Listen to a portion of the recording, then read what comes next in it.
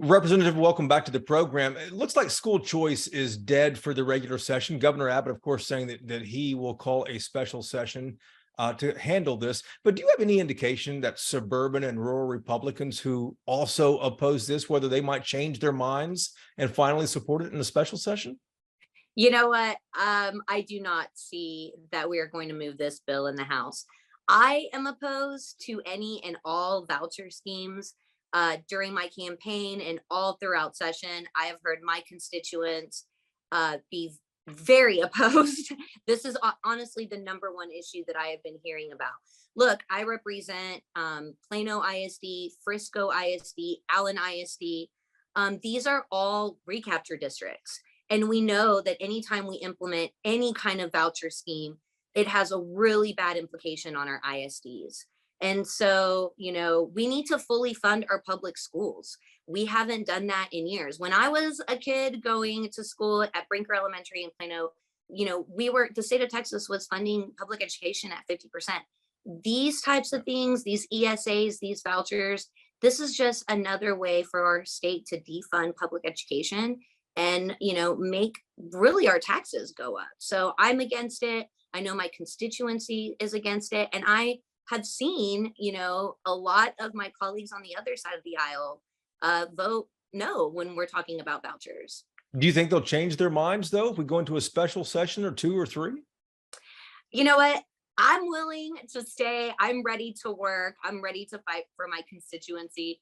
I don't believe that the House is going to move on vouchers. I don't see my Republican colleagues that have been opposed to vouchers moving to be a yes on this.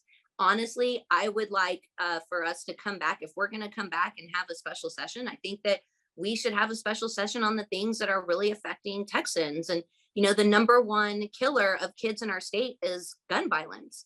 And so I would like to see us focus on things that really matter to our state and not continue to try to pass these voucher schemes.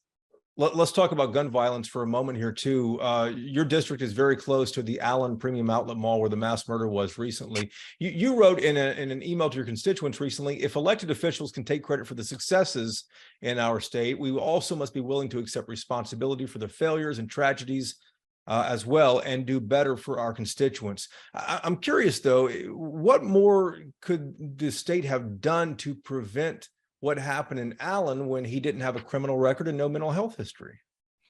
Well, look, last session, I watched my colleagues pass permitless carry.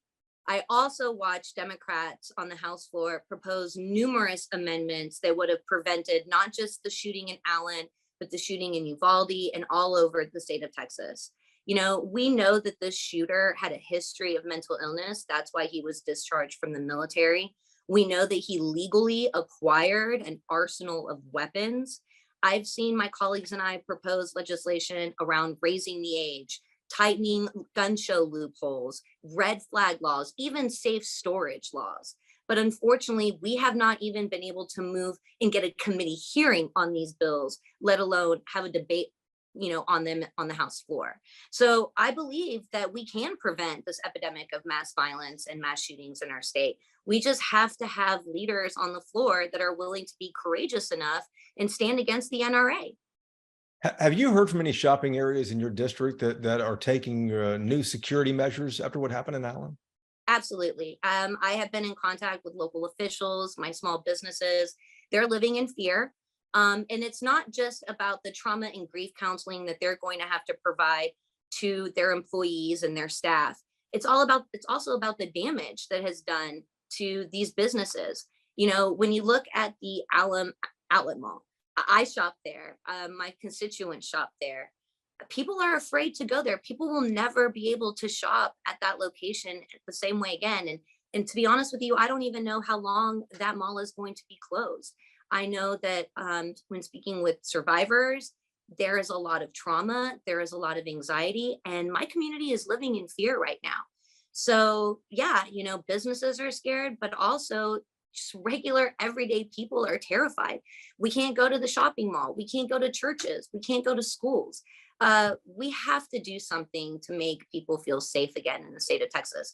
By not being stronger on access to guns, we are essentially killing the Texas miracle. On a personal note here, this is your first legislative session. I'm curious about your impressions of the Texas political machine. What surprised you most in Austin the last 5 months? Well, you know that I have actually been in the building since 2017. I was a staffer for a long time, and I thought that I would never be surprised by anything. But I am surprised.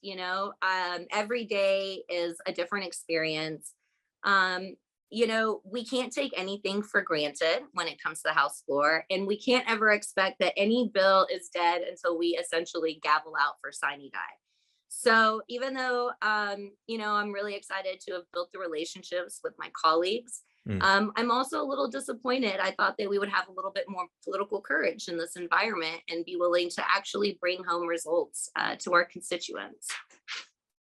Representative, we appreciate the honesty and the time as well. Thank you. Thank you so much.